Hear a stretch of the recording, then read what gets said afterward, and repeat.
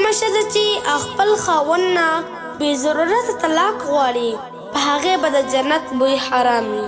یعنی هر کله چې میدان حشر کښې د الله جل جلاله نیک او خواږه بندګانو ته د جنت خوشبویي رسېږي نو دا ښځه به د دې خوشبویۍ نه محرومه وي.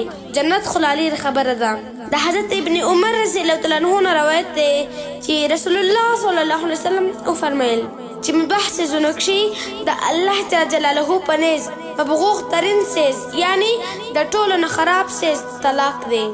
د حضرت ابو هریره رضی الله تعالی عنه نه روایت دی چې رسول الله صلی الله علیه وسلم وفرمیل چې 3 څیزونه داسې دي چې د هغې کسد کول هم کسد دی او خندا مزاق شي د خولې نه اوښکل هم کسد دی.